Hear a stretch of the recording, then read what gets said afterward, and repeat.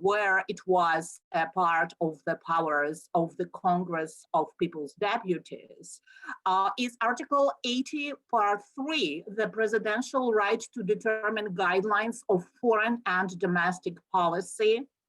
These guidelines are obligatory for all authorities, for all governmental officials, and for all Russian people due to the legal positions of the Constitutional Court of the Russian Federation. And this constitutional provision is completely in breach of the principle of separation of powers, because the president, by the virtue of this constitutional provision, is able to dictate what to do to all branches of power. And these branches cannot do anything just to overcome his ideas, because these ideas come in a mandatory form. They can be expressed in a number of ways. The main of these ways is the State of the Union address, which the president delivers usually early in the year. So this is the main thing, and I was criticizing this constitutional provision as long as the Constitution is in force. But unfortunately, this year brought a number of other provisions which are absolutely unacceptable, and most of these constitutional provisions are completely unconstitutional, despite the opinion of the Constitutional Court. Of course, unlike the Constitutional Court, I cannot deliver the binding interpretation of the Constitution. But if you simply compare the provisions of the unchangeable parts of the Constitution with the new constitutional provisions, you will see the striking difference. Another group of provisions which must be repealed as soon as possible are the ones which undermine the supremacy of international law. It was a big development of Russia in 1993, when Russia ended the era of transformation, the era of isolationism, when the supreme laws of the land had to comply with the international standards, when the international law finally got the constitutional chance to be applied directly on the territory of the Russian Federation. Also, I think that it's absolutely necessary to repeal the power of the president to dismiss the chairman of the government, to members of the government, the leadership of the general procuracy and regional prosecutors of the Russian Federation, because the president can do this at his sole discretion, which makes the government completely helpless. Also, the power to appoint to office after non-binding consultations with the upper chamber of the Russian parliament, the key ministers, such as those in charge of the matters of defense, state security, international affairs, justice, foreign affairs, prevention of emergency situations, and others, is also unnecessary and extremely strong and overwhelming power of the Russian president. Another new constitutional development, which looks completely unconstitutional and which is in breach of the principle of separation of powers, is the presidential power to directly appoint 30 representatives of the Russian Federation to the Federation Council, the upper house of the Russian federal legislature. Moreover, 7 of these 30 senators are lifetime senators. And this is absolutely disagreeing with the idea of the Federation Council, because the upper chamber of the federative state of Russia is the body which represents the regions. So the president not only provides up to 30 members of this upper house. These 30 members are not related to any of the subjects of the Russian Federation. They are direct presidential appointees. And also another power of the president, which was provided to him by the constitutional amendments, is the power to initiate termination of powers of judges of many levels, including chief justices of the Supreme Court and the Constitutional Court, their deputies, justices of both top courts of the nation, and lower judges. This procedure will be performed without any participation of the bodies of judicial community, which it makes it completely incorrect and in breach of the fundamental principle of separation of powers. Alexander Hamilton wrote in the Federalist Papers that the judiciary is the weakest of the branches of power, and this means it must be well protected. Now, the Russian judiciary is not protected at all. Moreover, it's completely helpless. It cannot do nothing in order to protect itself. And moreover, these new presidential powers have nullified and destroyed the fundamental principles of the status of judges, judicial independence, and irremovability. And I would like to make a point that these provisions have been actively criticized by the Venice Commission. I strongly believe that the constitutional reform, the comprehensive constitutional reform, won't be efficient without repealing the number of articles of the Criminal Code of the Russian Federation, because these articles have been created and applied in order to prosecute dissent, in order to oppress the opposition, and in order to perform the witch hunt, which is back on the agenda of the Russian Federation after 2 decades of more or less peaceful coexistence with people and organizations who do not comply with the mainstream of the politics. Namely, these articles are the infamous Ildar Dadin's article 212.1 on the repeated violations of the established rules of organizing or holding public gatherings, meetings, rallies, and pickets. The new version of the article on high treason, which now is a very flexible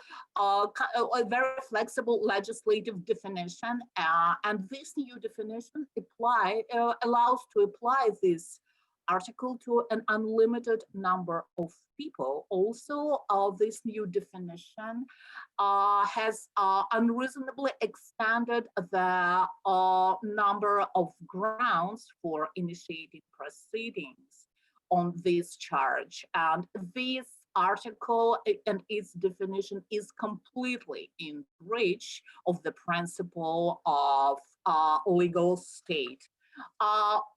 Activities of undesired organizations and failure to notify the authorities about the second citizenship and a resident permit in another country also were added as criminal offenses to the Criminal Code of the Russian Federation.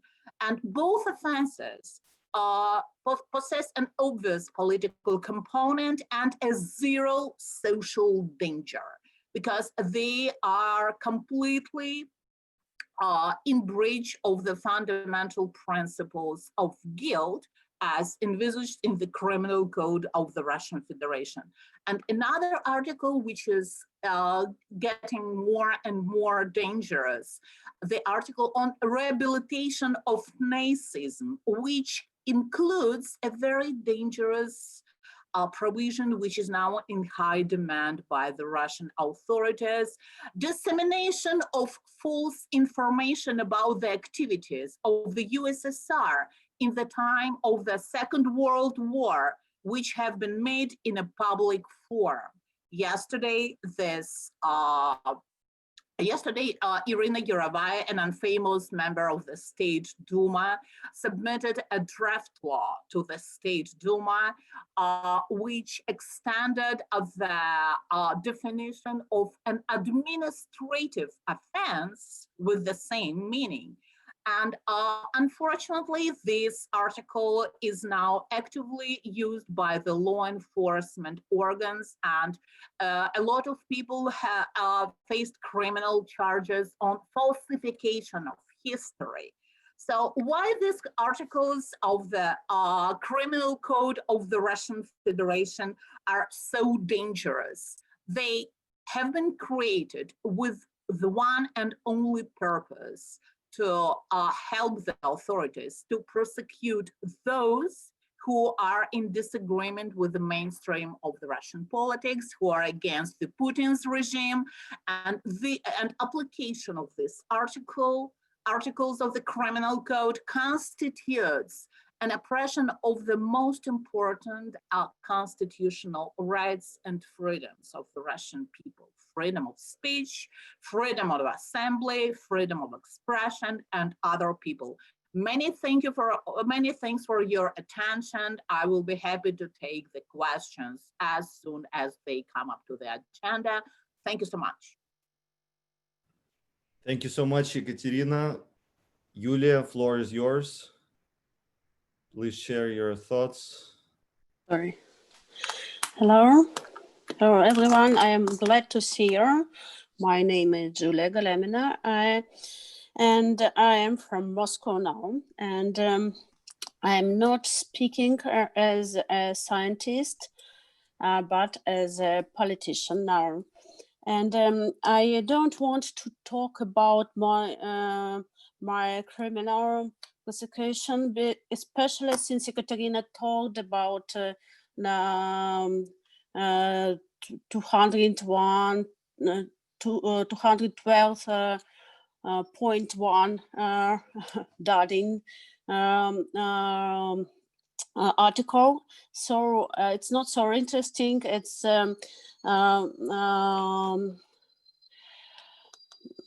usual. It's a very usual dangerous of Russian oppositional politician, and it's not so interesting. But I, at the request of the organizer, I decided to focus on three important points related to activities of Russian political opposition.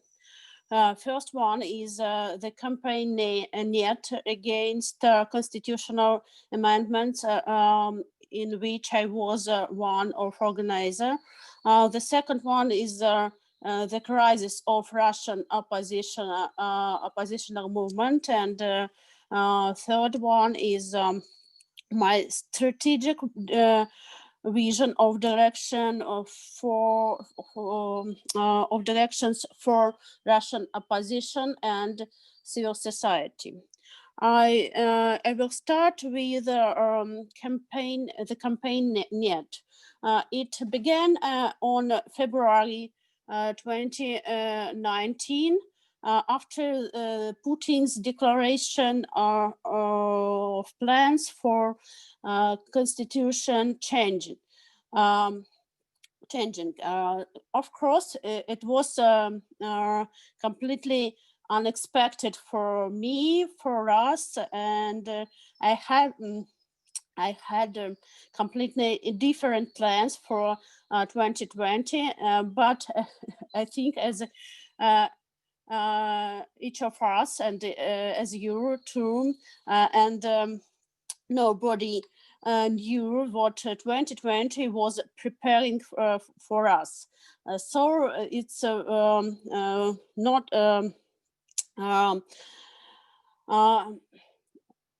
it was not good prepared campaign, but we tried, and I don't I don't think that it was a successful campaign, and why I will tell in a couple of minutes, but except for our mistakes, they were objective reasons, for example, COVID crisis and so on. In spite of it was not the most success campaign. It was a campaign, and the fact that it was organized is better than it would not exist at all. It would be bad if the 16 million citizens who voted against the amendments had nothing to rely on. We have seen another manifestations of solidarity. For example, the open letter of 360 deputies against coup d'etat, but then we haven't the strong campaign, but it's good. It's a good fact that it existed. And whole, on the whole, in this story, opposition proved to be designated, and it became one of reasons of the crisis that I promised to tell. Another reason is lack of strategic vision of changes and the impact on these changes, and we can see an some future, but this vision is not enough clear. Many politicians have such idea that if Putin leaves there, and we'll see what should we do, and it scares our society. Besides, opposition movement offer to the society the things that understandable for majority, and we have not found correct discourse and correct channels for communications with a majority. And the big problem is there no any public dialogue inside the opposition. And now all of us we have a question: what should we do? And the first thing I think we should admit that we have a crisis, and we should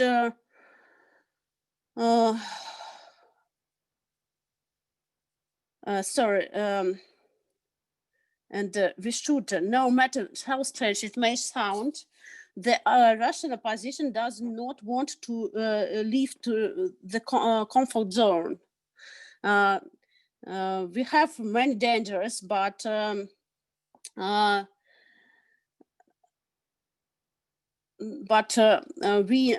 this dangerous is our comfort zone. It's a very strange idea, but it's very usual for us. It's not a big problem for us. The big and I want to show that the most problem is a lack of communication with our majority, with our society. We must admit that the growth of protest moods, the existing opposition is unknown to people, incomprehensible, and seems dangerous. Yes, it seems danger for our society. They think that Putin is better than opposition because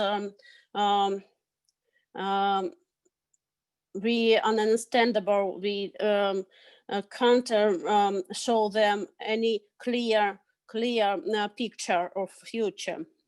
The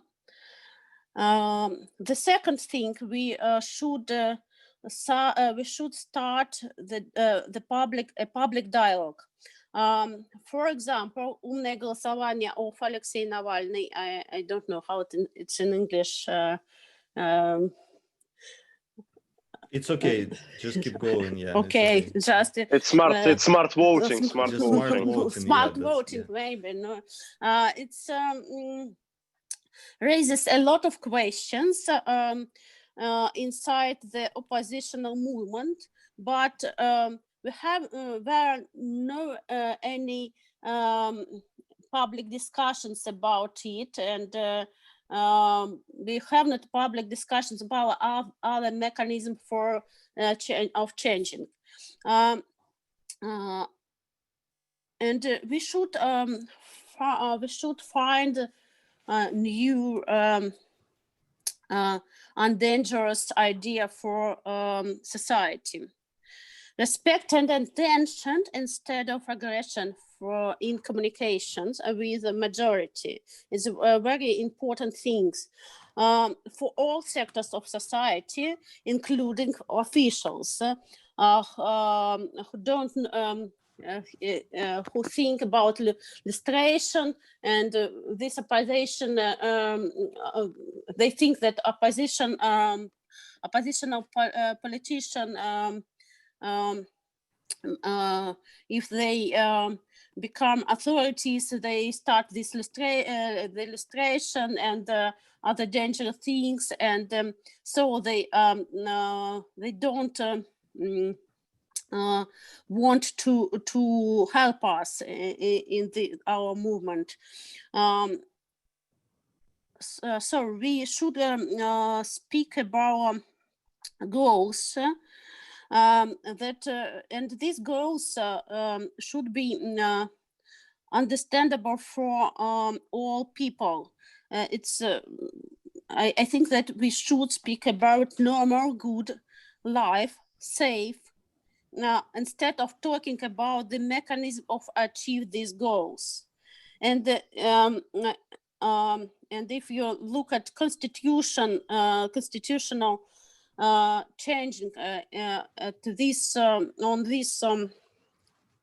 this point of view, yes, the constitutional changing is not very important thing for people. They don't think about it. They don't think about these laws and democratic or liberal institutions. They think about normal life. But opposition talk about constitution, about vote, about of I don't court and so on, but we should say about normal life,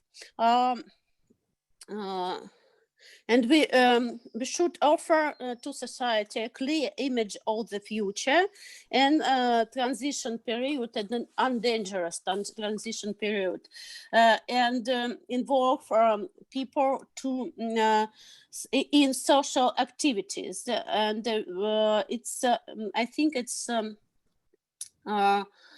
way to changing, not we have not changed our state without our society. We should start with our society, not from state, because we have not enough resource for change state. And if a state change itself, or for example Putin leaves, we have a risk to repeat this state, because if our society does not change.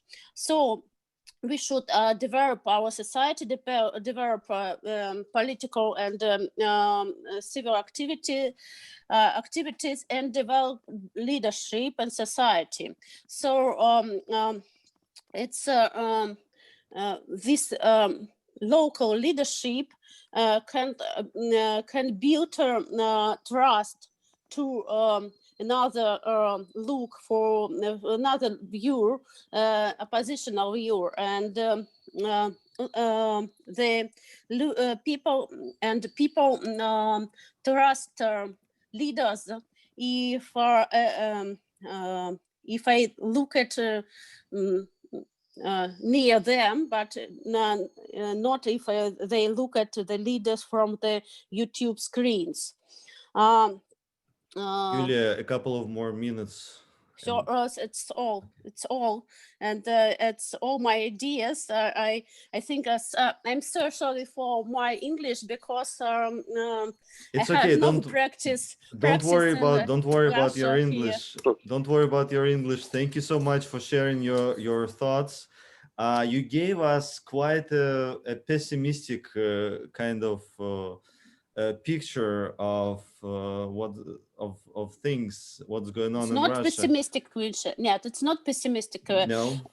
Yeah, it's optimistic vision, because I know what should we do. We should change society, and it's and I think that society is changing now itself without us, and it started 10 years ago. But now we should impact on this process, and opposition leaders can offer people different ways to be active, to be political active, to be social active, and it's our mission, I think, and not to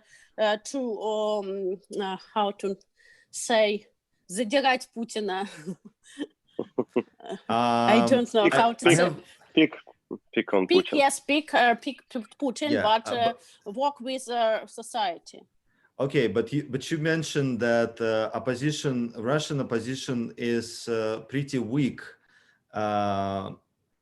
If Russian opposition is so weak, why Russian authorities poisoned Navalny, Alexei Navalny, Russian opposition leader? I think they have a paranoia, but I think that their picture of mind or picture of world, that there are no any society which can be active itself. Yes, and there are many foreign agents. For example, me or Navalny or somebody else who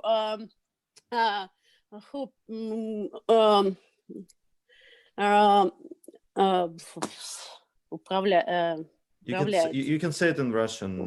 Да, я внизу забыла. Управляет, как бы это. Can you say the entire sentence? Да, yes, guide society, every people in, and me or Navalny can their reason of their problem, not they authorities themselves as a reason of the problem of state, but me and Navalny is problem, and it's their idea, but it's not a real idea. But now people they enough independent, yes, in Russia, and many people are not independent, and independent from oppositional leaders too, and it's very optimistic fact, and it's very and it idea we can use it for more local leadership, for more leadership in Russia, more and more leadership. Okay, thank you, Yulia. Could you please check the chat box? And we have a question from one of our from someone. I'm sorry, I'll check from Michael. But first, I would like to ask Ilya Ponomarev to share some thoughts, and then we will continue with Q&A session.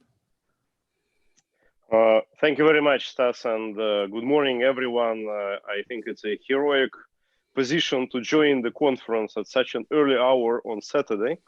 And that means that people which are here are really interested in the subject. And secondly, I would like to thank on behalf of all party of foreign agents, Vladimir Putin, for what he has done with the Russian constitution this summer.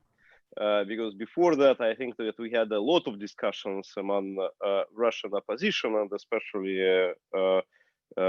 I personally was debating with the liberal part of Russian opposition about what we should do about Russian constitution. And many people believe that we should defend it no matter what, because the constitution was good, but it was just Putin, which is all evil, which was using it in the wrong direction. I think that right now we are, if not at the consensus, but I would say that overwhelming majority of people say that we need to change this constitution, and most likely not through an amendments process, but through a new constitutional assembly and drafting a new constitution altogether. And that's an important change which happened this year. You mean not to change the constitution, but replace with the constitution. Yeah. They replace to the new one, exactly. And before that, we already had several, I would say, attempts, bids to draft a new constitution. There were several groups of people working on that, which represent different opposition circles in Russia. But as Yulia correctly said, there are a lot of opposition people in Russia, but there is no opposition. And that's why there were separate and scarce groups. But the fact that they were thinking on this and drafting something and presenting something, I think it's a very healthy and very important process.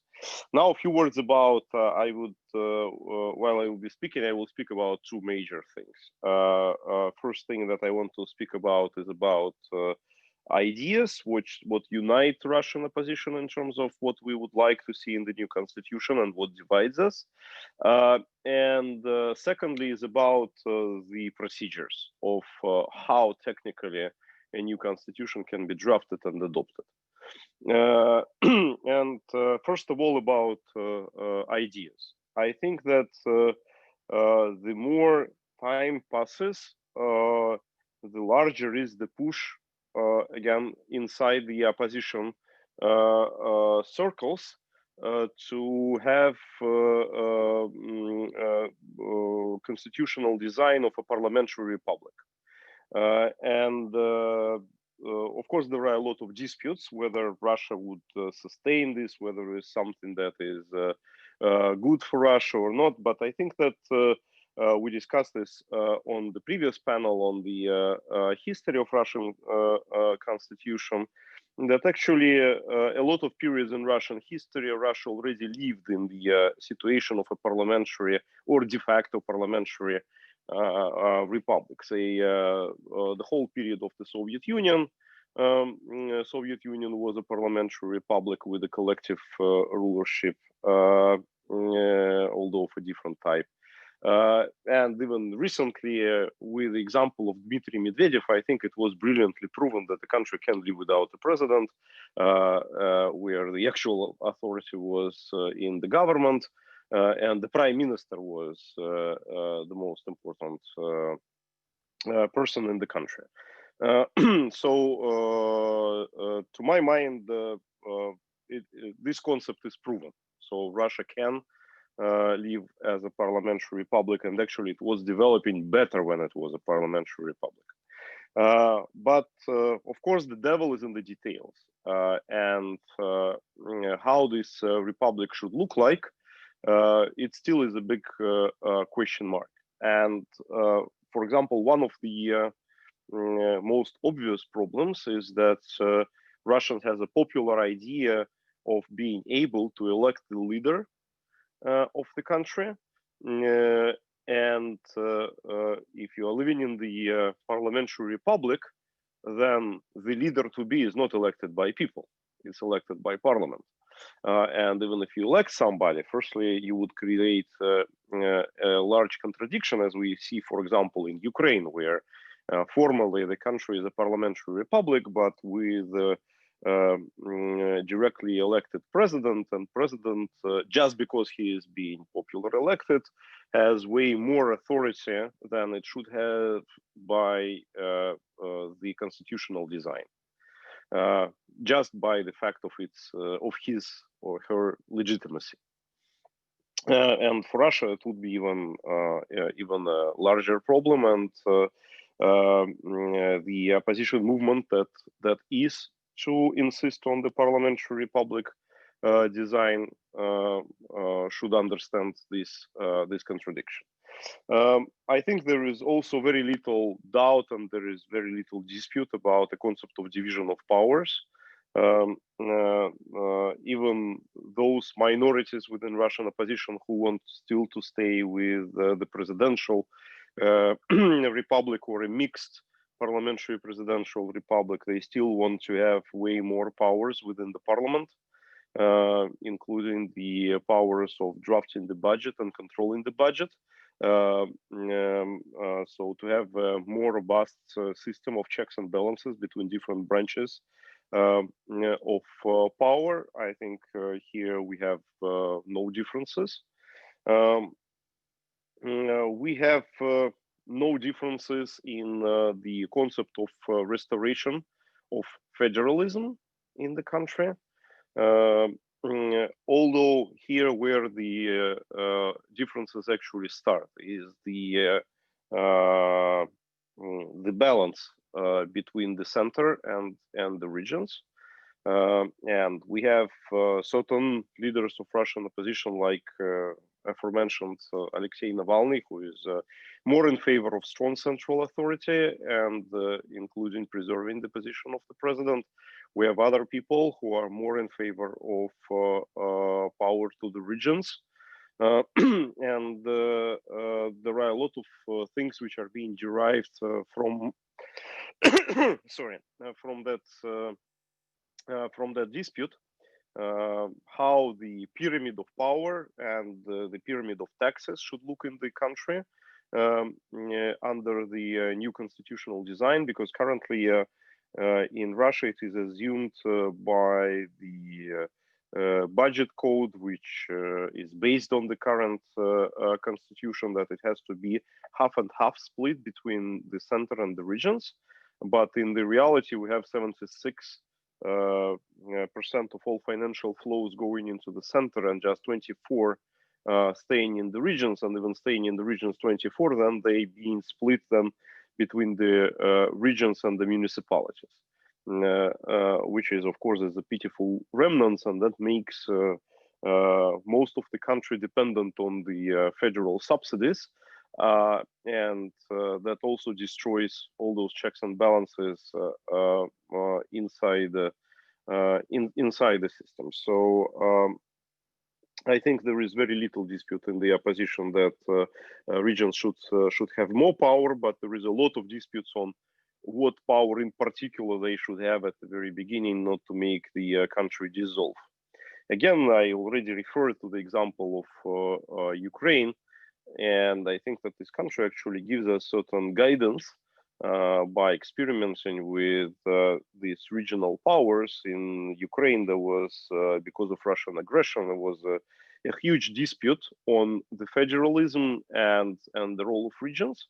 And to my, I would say, disappointment, because I am very much on the federalist position, the whole concept of federalism was branded as Russian influence. But at the same time, as it often happens in this country, Ukrainians went way beyond the concept of federalism, and they introduced what they call decentralization, which means a lot of powers to the municipalities, actually way more that was demanded by the regions for themselves. And now in this country, the municipalities are really powerful. The bulk of the budget authority goes into their hands. And I think this is something to watch for Russia very closely. I, in general, as myself being part of opposition, I would definitely opt for as many things as possible towards direct democracy and towards self-governing of the regions. I think that has to be the founding pillar of the future Russia's constitutional design. But of course, to what degree we can go in this direction, that would be determined in the dispute. And here I am coming to the second question that I wanted to touch, is about the mechanism, how to introduce the new constitution. I have very little doubt that in reality, it would be an attempt to draft the constitution behind the closed curtains by a very small group of people who would have the most influence at the time of the change in Russia. And that's very bad. We should face that it's most likely the reality. And to my mind, everybody conscious and responsible in the ranks of Russian opposition, irrelevant of its political views, liberal, left or right, should do its best to organize the process in advance to make it transparent and to come to the moment of change already with a drafted version of future constitution. Otherwise, we will get back to the situation of 1993, where the winners would take all the levers of power inside the system and would draft the situation for themselves. Some of the groups, I think, are less problematic in this sense. For example, if the change would be somehow heavily influenced by, say, Mikhail Khodorkovsky, I think he's like more open in this regards, more objective person. If it would be more Alexei Navalny, it would be drafted completely unilaterally in his favor. But nevertheless, I think that we should do our best to make the process open and transparent. Now there is a dispute about the future constitutional assembly, and this dispute is ongoing. Many people, especially Russian legal community, which is leaning towards the opposition, say such distinguished people as Yelena Lukyanova and others, they are talking about a constitutional assembly, like especially dedicated, I would say, parliament, a group of elected people who would sit together and discuss this constitution. To my mind, any constitutional assembly in the Russian reality would inevitably work as a sort of a decoy for an actual process. If we have a constitutional assembly, it would be still drafted by a very small circle of people, but then it would be just legitimized on this large assembly. And my democratic feelings are against any kind of imitational approaches. And I would look very closely to the example of Iceland with crowdfunding attempt to draft the constitution. I think that Russia is mature and advanced enough to facilitate such projects. Again, inevitably, that somebody would need to write the first draft, but then I think it should be passed through this popular discussion and popular amendments, and then passed through a normal referendum, and not the one like was organized in 1993 and repeated in 2020. And again, on the previous panel, we were talking that those two processes were legally and technologically identical, unfortunately. So to summarize, I think that Russia is facing the necessity to draft a new constitution. I think that this necessity is being recognized in the ranks of Russian opposition. The discussion is ongoing, and I would call everyone to help to propagate this idea of this discussion as much as possible. Thank you. Thank you, Ilya. Lots of questions we already. By the way, what's your position? What we have to do with ethnic regions, republics? Well, I was standing on this position in 1993, and I think that here the approach that was taken in the present Russian constitution was correct. Is that in the situation of a true federalism, it doesn't matter whether it's a national republic or a Russian region. If a national republic has all the rights to draft its own constitution and to elect its president, to use its language for the education, etc., etc., etc. So what's the problem? And I want to remind one thing that is probably very much unknown for people on this panel, but in 1990s, I think it was actually until 2002 or 2003, one of three official languages of Republic of Yakutia was English. So one of Russian regions had English as an official language.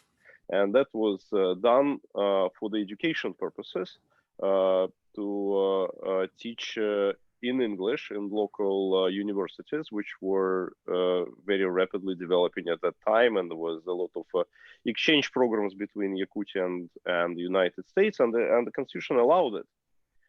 It was Putin who came to power and said, okay, so now we will harmonize the legislation and we'll get rid of all those deviations. And I, of course, think that it's totally unnecessary. And I think that a strong country is a decentralized country. I think that if the country would be rigid in future, it would just not stay. In general, I very much afraid that in the moment of radical political change, which is inevitable in the future. I don't know when it would happen, but it's inevitable in the future. I am not 100% sure that Russia would stay as a united country. So what might be those triggers for changes in Russia in political situation? Stas, I think that's a totally different question, and I think Basically, I can talk for another hour. But do you have like a one sentence? Can you explain it in one? The main trigger is has a name, a first and last name. It's Vladimir Putin. That's right? okay. And we discussed this on the previous panel that Putin replaced all the institutions inside the country, including the Institute of the President. So it's all focused on his personality. And we're all mortals. And he may fall ill.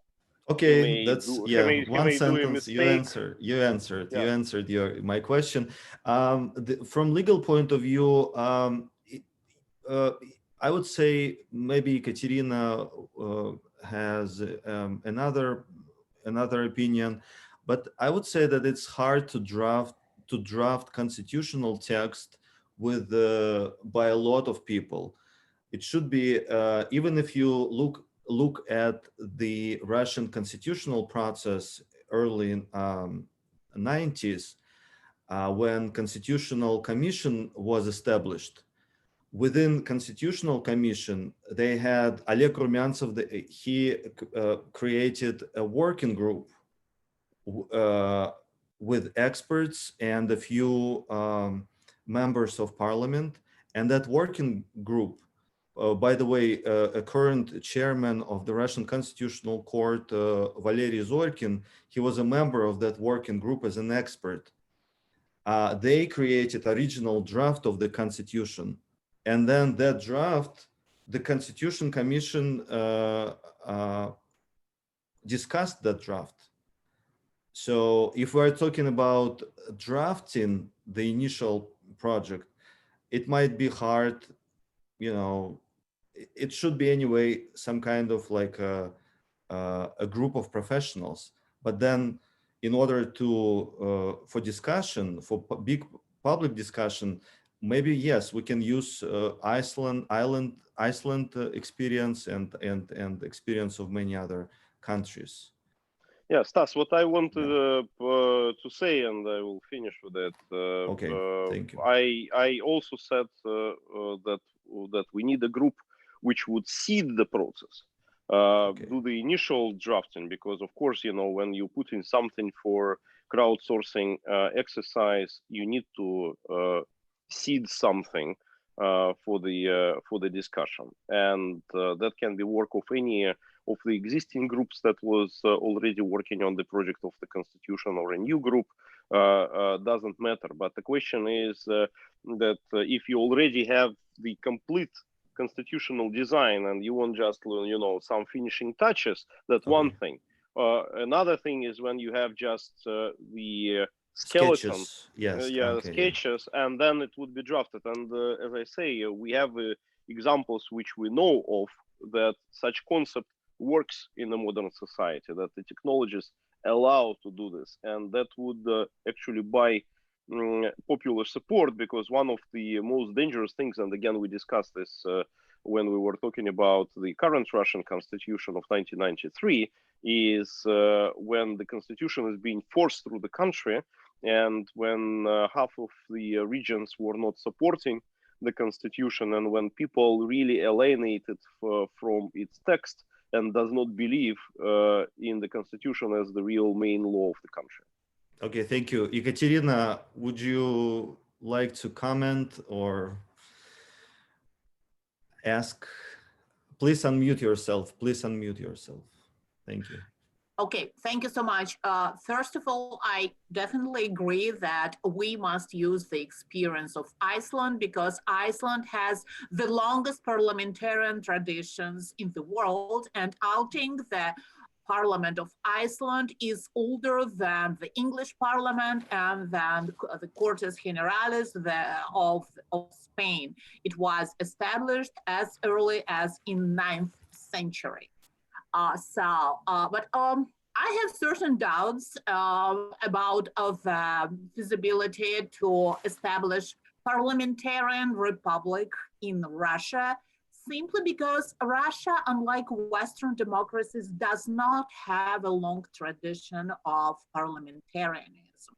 And the role of the parliament is still sort of like unclear for many people. Unfortunately, Russian people have been used to like a strong rule. And also, I must disagree with many people who state that the Soviet Union had a parliamentarian rule. That's not true. The Supreme Soviet of the USSR was not operating on the constant basis. It worked in sessions. Each session was 2 weeks, 3 at the best, and it convened twice per year, and it didn't meet the requirements which are usually established for a parliament, because parliament is constantly operating bodies, and members of this parliament work there full time. They do not keep any other jobs other than like research or something else. Another point, and here I would like to use the opportunity and ask one of the questions which I see in our chat room, the collective leadership during the time of the Communist Party. We use the definition of a collective leadership simply because that according to the Brezhnev's constitution, the constitution of the USSR of 1977, the supreme power belonged to the Supreme Soviet of the Soviet Union. And unlike many Western democracies, like most Western democracies, the Soviet Union did not have a system of separated powers. Because there was no place for separation of powers at that time. Instead, our country had a system of unified powers. And the idea of collectivism, it existed everywhere because the interests of the collective, the interests of the society were always more important than interests of an individual. And this is very typical for every totalitarian regime.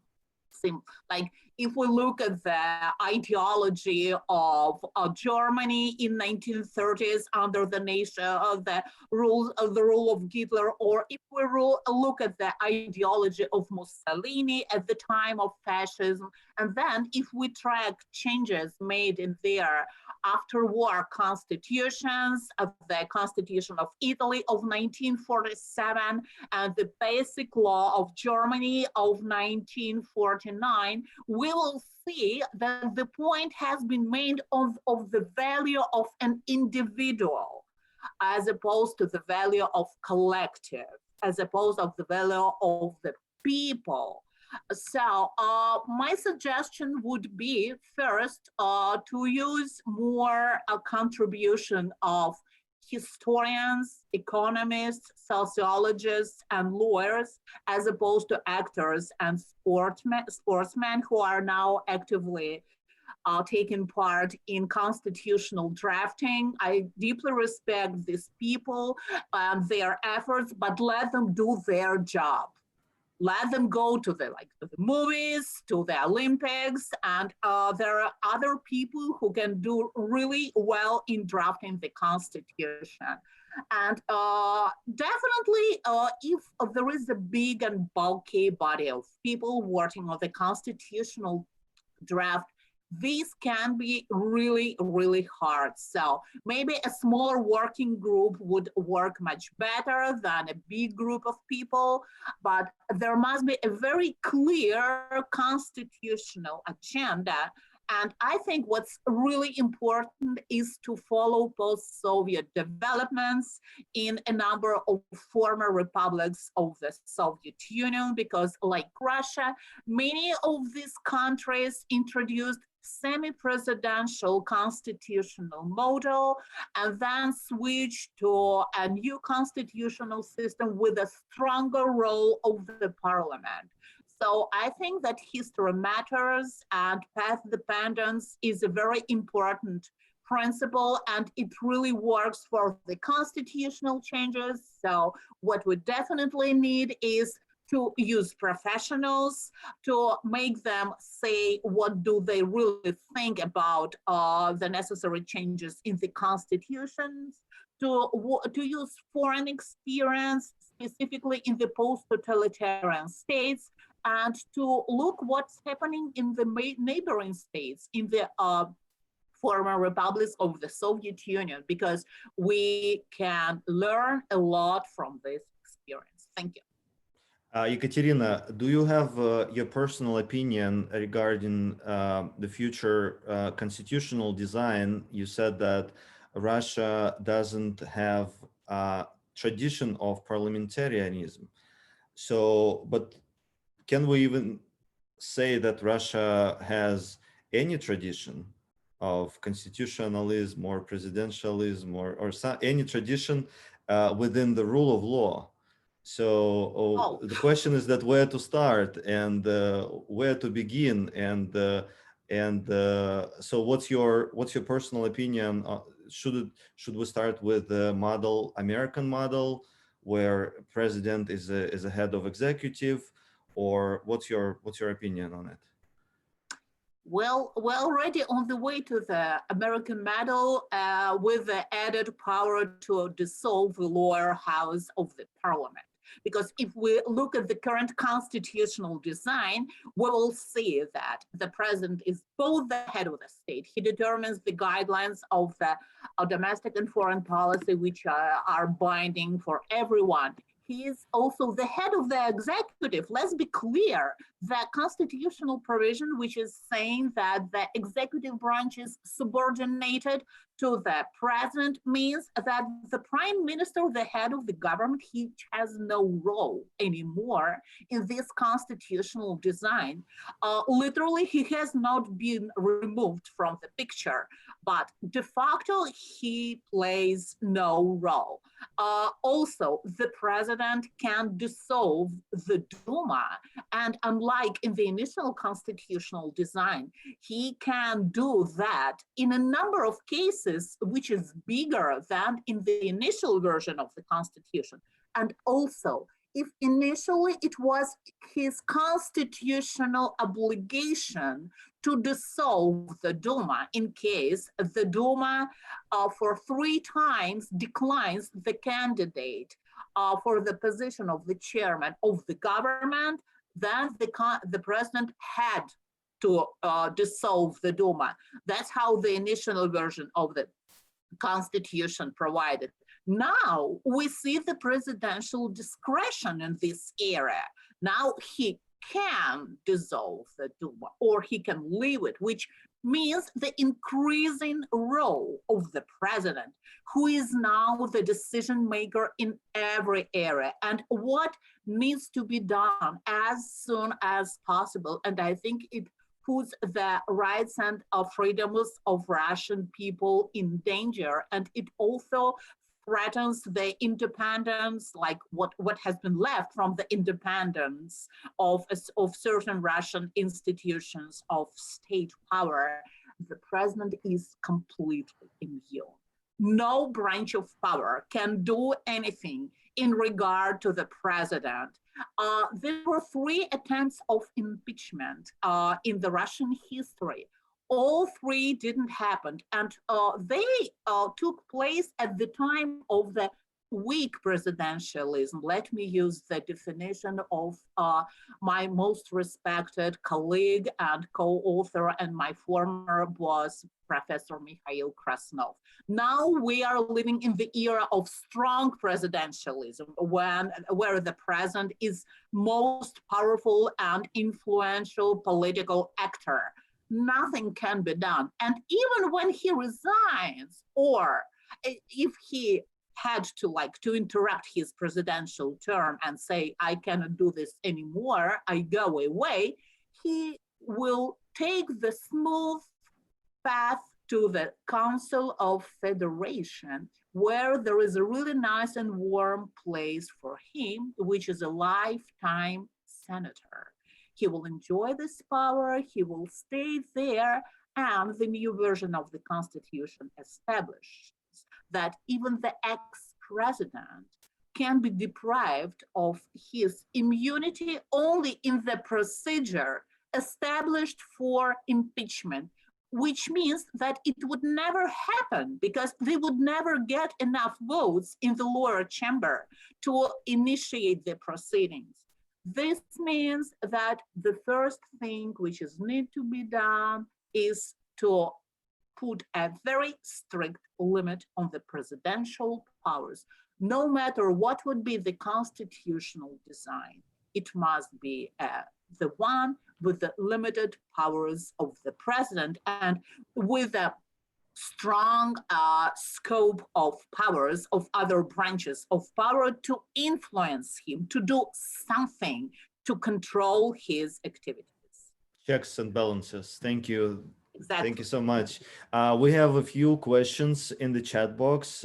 Please read those questions. Yulia, have you read the question about the lack of communication with the majority in society, and the Yes, question on the possibility of building a bottom-up movement?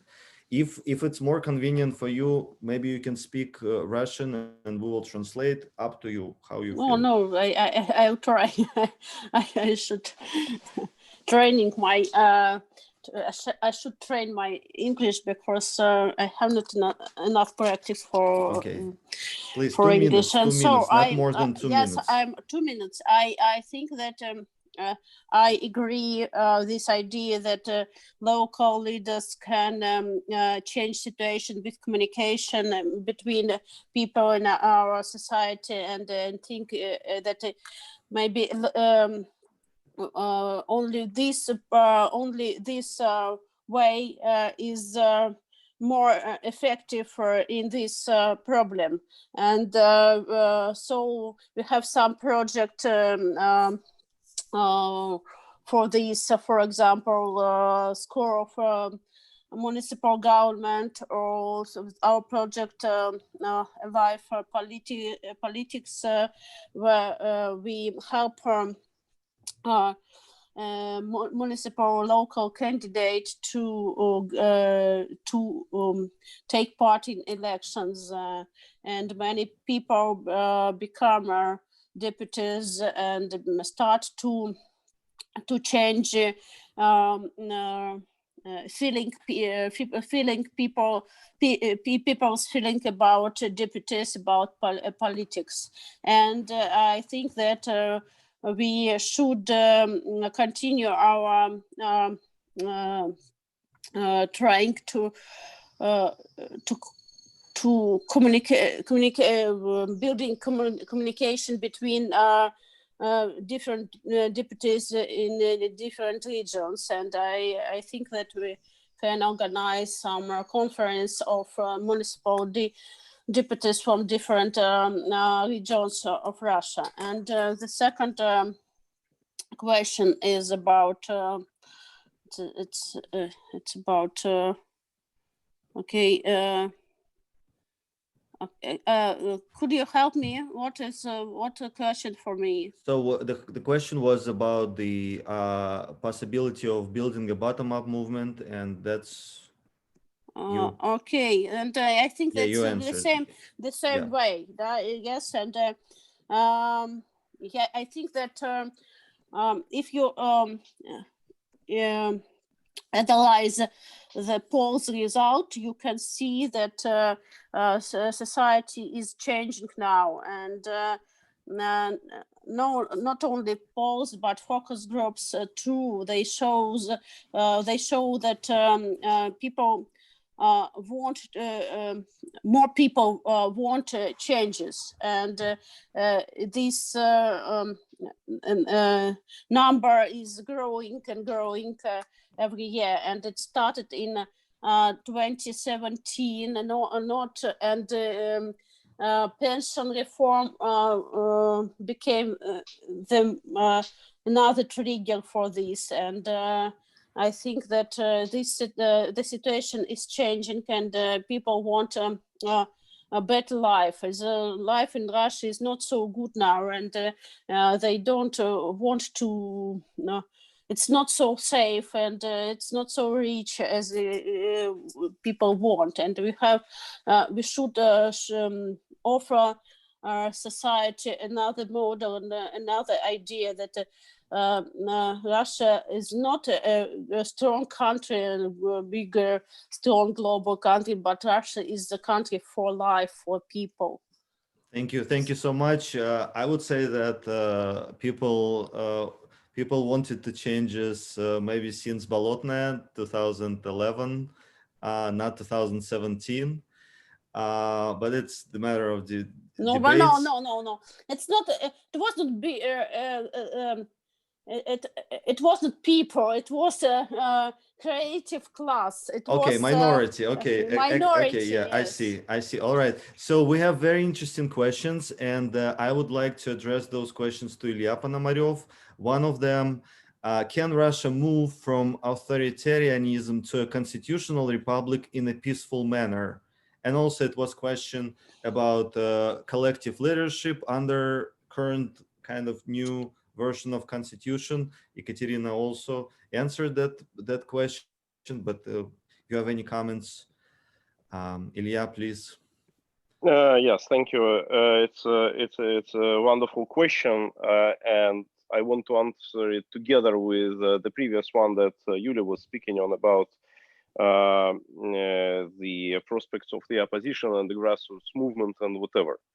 That actually comes to the point that I was mentioning when I was speaking, is that there is a growing number of opposition-minded people in Russia, rapidly growing number of dissatisfied citizens of the country which want some change, but still there is no opposition as a movement, as a political force.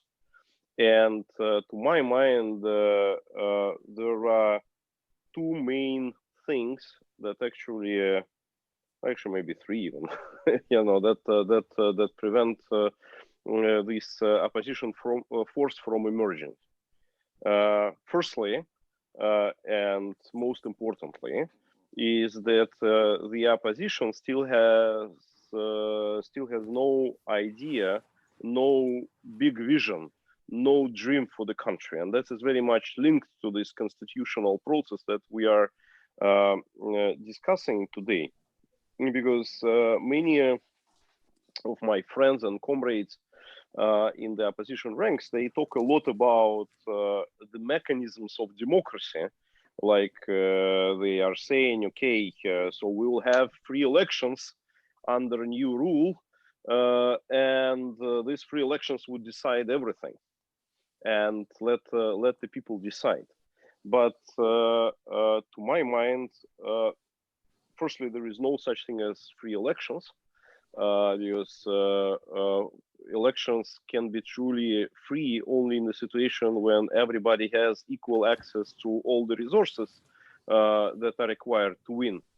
And that includes media, that includes financing, that includes networks, that includes a lot of different things that would determine the outcome of the elections. And obviously, in the situation of a rapid change, these conditions would be different for different people and for different, I would say, branches of the political movement in Russia. That's why it's very hypocritical to my mind to speak about free elections without determining all the other issues.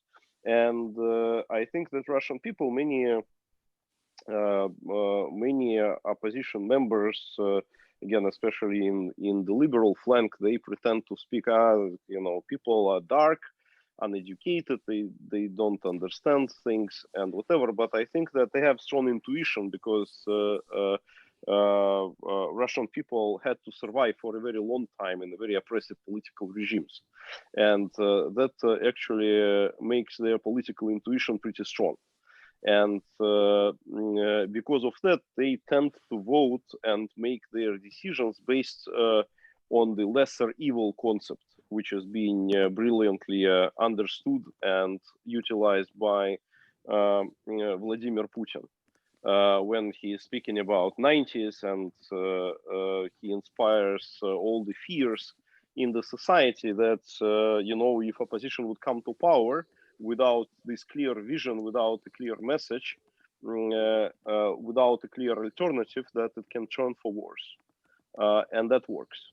And that's why I think that the first thing that would ensure the change is formulating the alternative, formulating this great vision, formulating this dream that would be adopted by the majority of the society. And to conclude, to answer this second question about whether it's possible, peaceful or non-violent process, that comes exactly to the same point. Right now, I see absolutely no chance for a peaceful transition. I agree. Because the current it's currently struggle only about the personalities, and that would never be peaceful. Taken again how the current regime is being constructed.